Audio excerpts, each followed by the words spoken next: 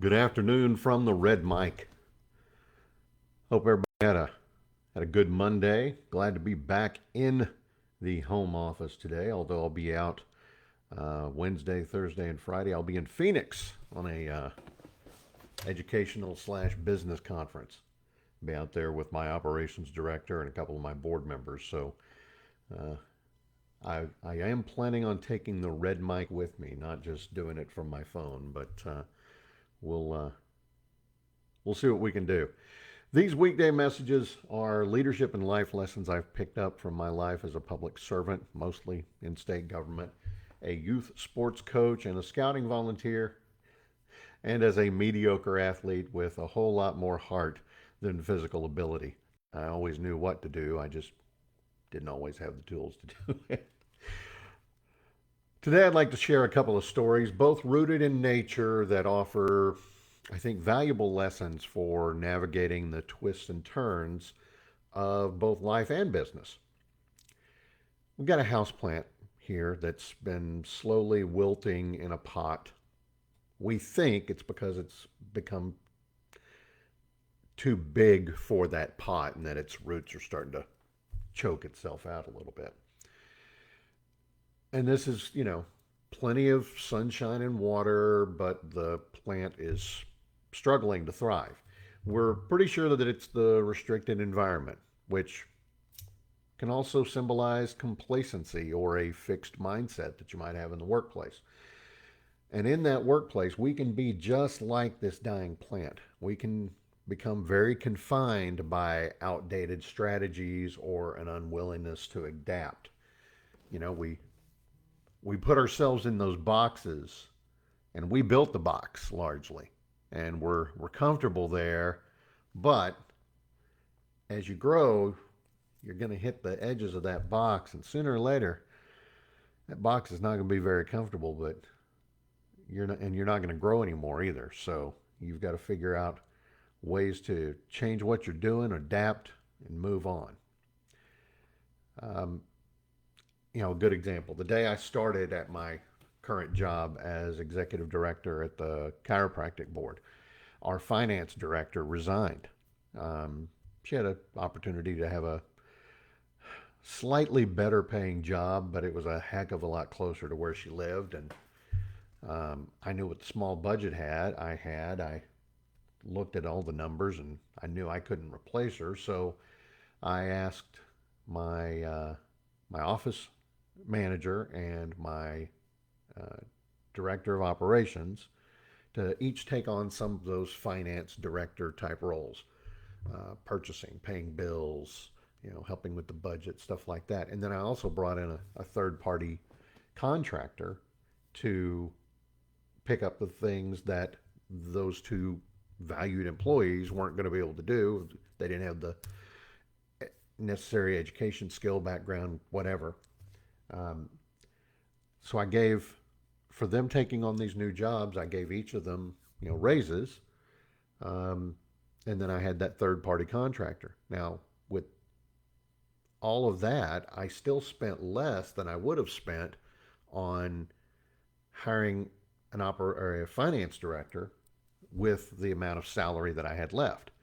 So utilize those savings and put that towards updating our literally 20th century database. We were on FileMaker Pro 5, and it took a few bites at the apple to get the database updated the proper way. But we're now, I think, on either 19 or 20, and every time every time Windows would update, we'd hold our breath, like, oh, is this the day that our database stops working? So um, having that extra budget, you know, A, these people on my staff, they got to grow, they got to expand beyond where they were. And with the savings, even though I was paying them more, I still had some savings. So I was able to put it towards fixing a tool that we desperately needed in the office. So win, win, win all the way around. And they've continued to thrive. Here's another plant story. If you are in Central Texas, you know that the past couple, 3 years, there have been some pretty bad extended freezes. Happened this last winter. Well, we've got several cactus plants in our backyard, and one of them just really, I mean, we always cover them up and everything, but one of them just got really brutalized, and the entire plant, with the exception of one, you know, arm of the thing, one nopale, was still clinging to life. So ripped all the old plant out of the ground, snipped off that nopale, added a few scoring marks so hopefully it would take root. Um, Put it in some very dense, rich soil, but basically in the same hole that I dug the dead plant out of. And this was about 4 or 5 weeks ago. And last week I noticed what I thought might be a bud, but it also might have been the beginnings of, maybe a wild animal starting to nibble at it. Well, this morning I went out, and if you saw the picture on the Red Mike page, it's a full blown bud. So, the whole, like I said, that whole plant was wilted except that one nopale. And from that one nopale, it's starting to thrive. It's starting to grow again. And I think that's another metaphor for life and the workplace.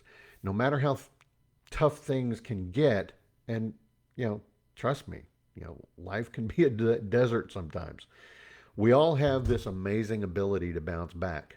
We're going to face setbacks, challenges, moments where we think, man, this is hopeless. I'm not going to get anything done. But deep down, I think we're all very strong and can come out better on the other side, just like that little nopale. We can use that hardship to grow stronger and be ready to rock and roll. So the message is clear. Life and business are like both of these plant stories. Yeah, we're going to face tough times, but we can overcome them. We also need to be aware of things that hold us back and make sure we're in an environment that helps us grow and be our best selves. And that's today's Red Mike message. I hope you found it helpful, or at the very least interesting. I live stream these messages every weekday at 2:30 p.m. Central. You can watch them anytime on Facebook or YouTube. I'm still working on trying to figure out how to do it on X and Instagram all at the same time. I may have to get some sort of feed aggregator or something. My preference would be that you follow us on Facebook. Actually, it's currently called Game Changer, but we are going to be changing that name. Facebook won't let me change it for another week or so. It is going to be Red Mike Messages right here on Facebook, and I would just ask you to like, follow, and share. And a nice message from yesterday.